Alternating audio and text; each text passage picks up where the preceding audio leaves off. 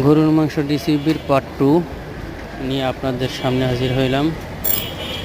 দর্শক, আমরা ওখানে আপনাদেরকে দেখিয়েছিলাম পাঁচফোড়ন দিছি। এরপর পাঁচফোড়নটা যখন তেলে গরম হয়ে গেল, এরপরই আসলে আর বাদবাকিটা ওখানে দেওয়া সম্ভব হয় নাই, কারণ আমি বুঝতে পারি নাই, এটা আমি শর্টে আপলোড করছিলাম, ভিডিওতে আপলোড করলে আবার হয়ে যেত।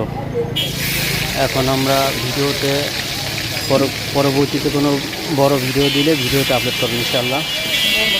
তো তেলটা গরম হওয়ার পর এখানে গরুর মাংসগুলো দিয়ে দিলাম। দিয়া এখানে ভালোভাবে কষিয়ে নিতে হবে 4-5 মিনিট।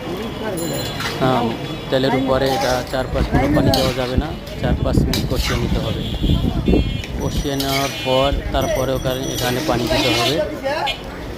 গরম পানি দিতে হবে। গরম পানি দিলে ভালো হবে। যখন বলক আসবে তখন দেখেন আমরা পেঁয়াজ আগের থেকে কেটে ফালা করে রাখছিলাম।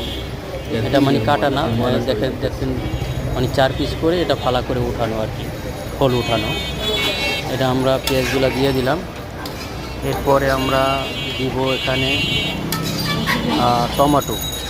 টমেটো 4 ভাগ করে রাখছি। এই টমেটোগুলো এখানে দিয়ে দেওয়া হবে। টমেটোগুলো দিয়ে দিলাম। টমেটোগুলো দেওয়ার 4-5 মিনিট পর ঢেকে রাখবো। ঢেকে রাখার পর আর একটা অসাধারণ জিনিস দিব, যেটা আপনারা গরুর মাংসের আগে দিচ্ছেন কিনা জানি না। এটা আমরা দিয়ে দিব এখানে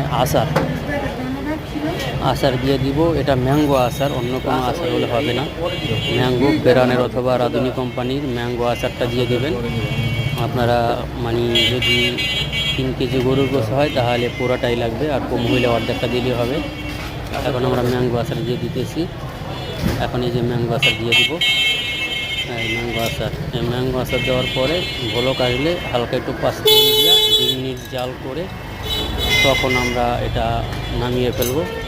আর ভিডিওটা ভালো লাগলে অবশ্যই সাবস্ক্রাইব করবেন, সাপোর্ট করবেন, পাশে থাকবেন, আর সবাই কমেন্ট করে জানাবেন ভিডিওটা কেমন লাগলো।